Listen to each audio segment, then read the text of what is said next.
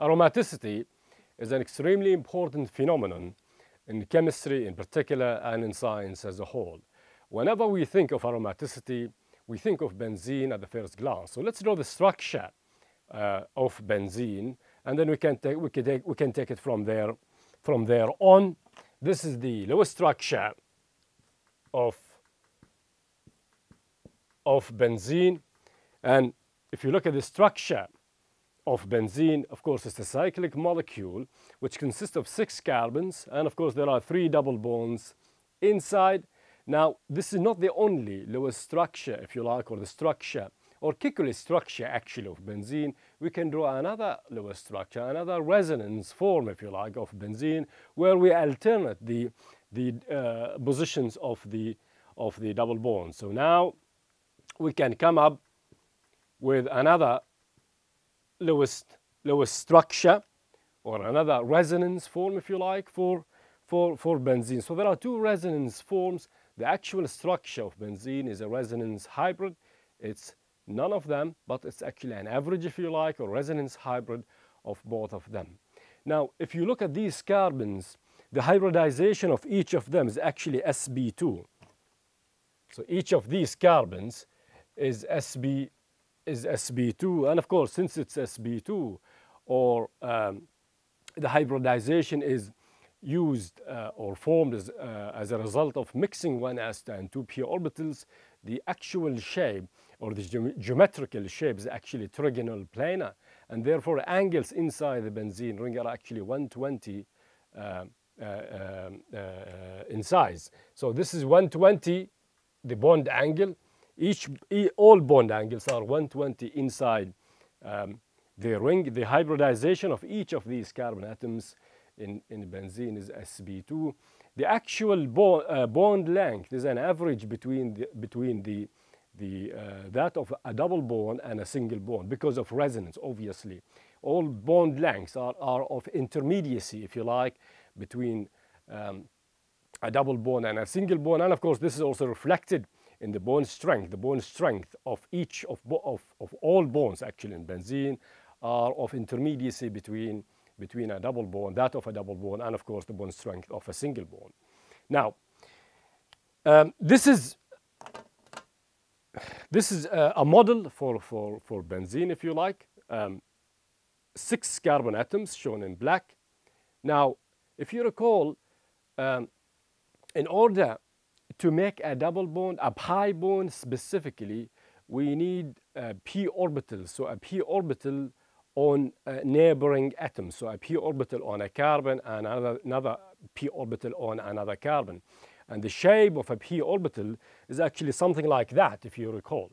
So this is like the shape of a p orbital, 2 loops, 1 loop up, 1 loop down. So we need another, if you like. If this is a carbon atom, for example, or this is a p orbital on a specific carbon atom, then we need another carbon atom which has another p orbital, and the 2 p orbitals should be properly aligned. So a px, for example, with px, or py with py, or pz with bz, for efficient overlap between the 2 p orbitals, and therefore for efficient formation of the pi bond. Otherwise, of course, the pi bond will not be efficient, or will be very weak if it forms at all. Now, this is a model, of course, of benzene, and on each of these carbons there is like a p orbital. So there is a p orbital on each of these carbon atoms, a p orbital here, a p orbital here, here, here, here, and on the 6th carbon. So on each of these carbons there is a p orbital. Now, if we assume this low structure, if you like, or if we assume this Huckle structure, then we assume a pi bond between this carbon and that carbon, and another between that carbon and another, and a third one between that carbon and that carbon. Let's draw this in a clearer picture, if you like. So something like that.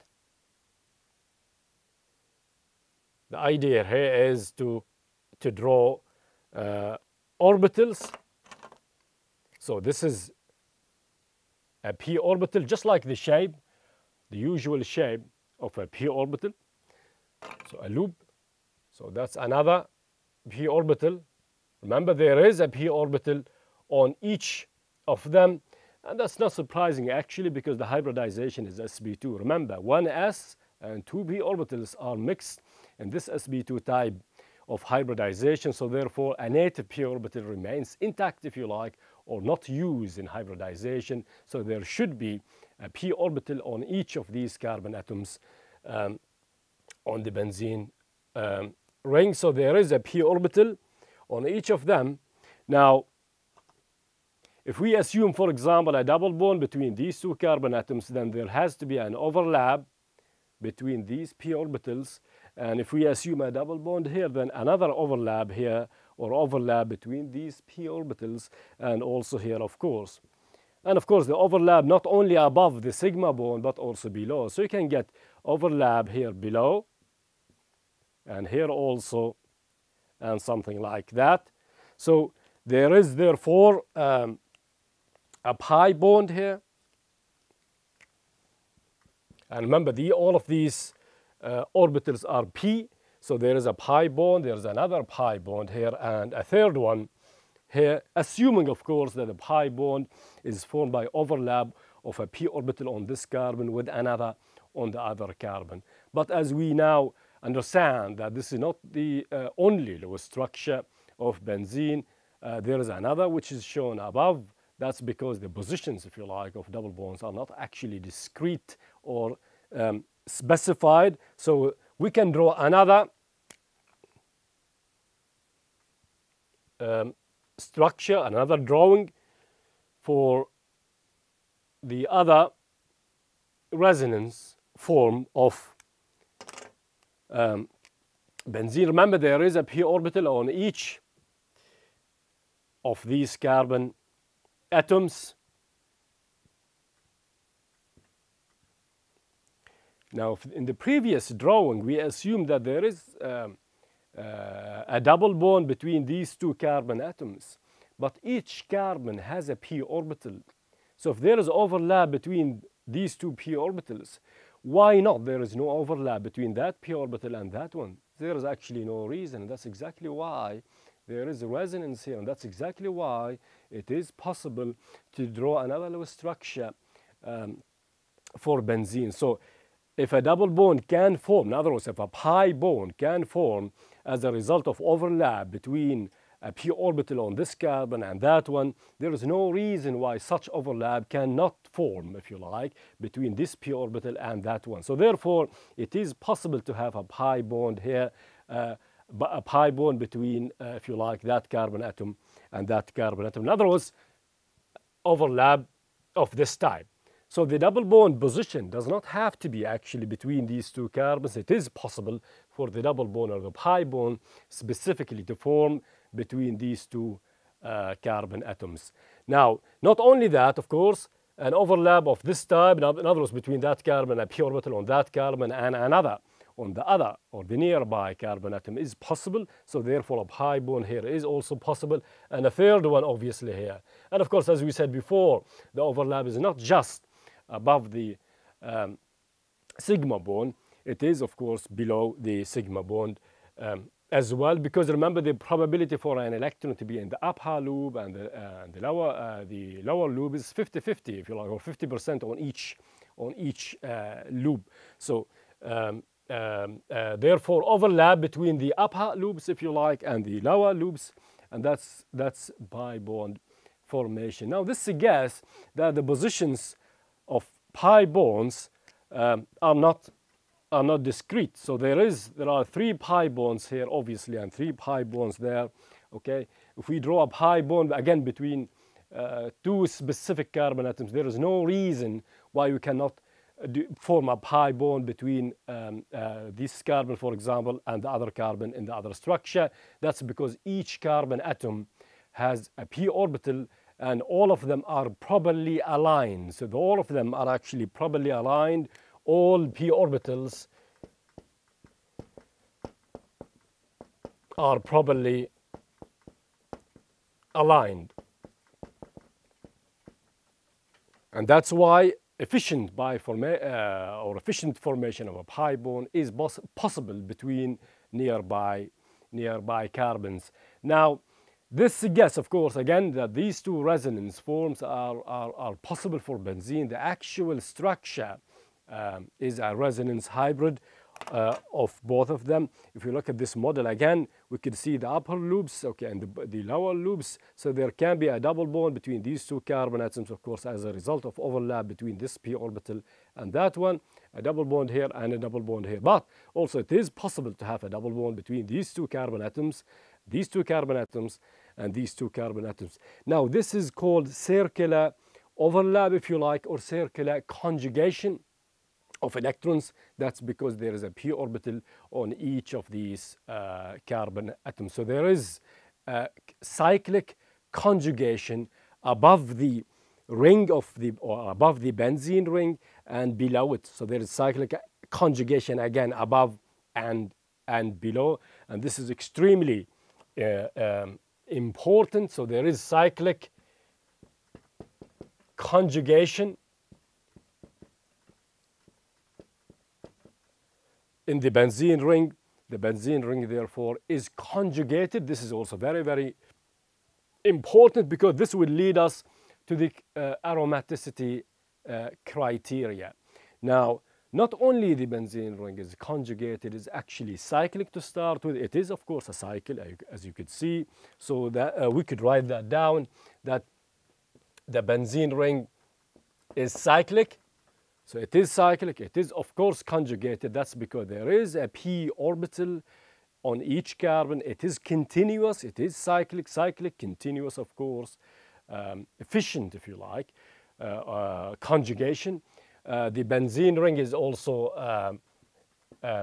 planar or flat, if you like, because each carbon atom is sp2 hybridized. The geometrical shape, of course, is trigonal planar. So there is a trigonal planar geometry on each of these carbon atoms. If you look at the shape, it's actually trigonal planar. This may not be very representative, but it is, of course, trigonal planar because it's sp2. The bond angles, if you recall, again, are 120 degrees. So therefore, the benzene ring is actually flat or planar. So there are three rules so far. It is cyclic, the benzene ring. It is flat or planar. It is, of course, conjugated. That's, again, because there's a p orbital on each of these carbon atoms. That's not the case. That's not the only three criteria for aromaticity. There is also what's called the Huckle Rule. So this is rule number 4, if you like, which is 4n plus 2. This is the Huckle Rule, named after the great scientist Huckle. 4n plus 2. Now, 4n plus 2 is actually the number of pi electrons in any ring. Of course, n is only a mathematical integer. It has nothing to do with the pi electrons, of course. So n is only a number, which can be any integer, 0, 1, 2, 3. Now, if you look at the number of pi electrons in the benzene ring, you will find out that's actually 6. So there are 6 pi electrons here in the benzene ring. 6 pi electrons because there are 3 pi bonds. So if you like 2, 2, and 2, that is 6 pi electrons. So 6 pi electrons. Now, this Huckle rule, or this formula, is the number of pi electrons. Whatever number of pi electrons we should have, it should be in line with 4n plus 2. In other words, can we get 6 as a result of 4n plus 2? And the answer is yes, of course. That's if n equal to 1. Remember, n has nothing to do with the number of with pi electrons. It's only a mathematical integer. It could be 0, and if it is 0, of course, the number of pi electrons would be 2. If it is 1, then 4n plus 2 would be 6, so that's fine. So this is 6 pi electrons. It is 4n plus 2 according to Huckle rule. That's if n equal to 1. So therefore, there are 4 criteria, if you like, or 4 requirements for aromaticity. The molecule has to be cyclic. It has to be planar. The molecular shape should be trigonal plane, of course, on all atoms, and therefore the overall molecular shape of the molecule should be flat or planar. not only that, the fourth criterion is actually 4n plus 2, or the Huckle rule. Okay, the number of pi electrons should fit 4n plus 2. And remember, n is only an integer. It has nothing to do with the number of pi electrons. So these are the 4 criteria or requirements for aromaticity, which we applied right now on the benzene ring. So this is a great example, of course, of an aromatic compound. It is the simplest aromatic compound that you can think of. And remember, again, the 4 rules are the molecule has to be, for any molecule to be aromatic, it has to be cyclic, it has to be flat or planar, it has to be conjugated, so there has to be a p orbital on each atom on the ring. The number of pi electrons should be in line, if you like, or it should fit the 4n plus 2, which is the Huckle rule. Remember, 4n plus 2 is the number of pi electrons.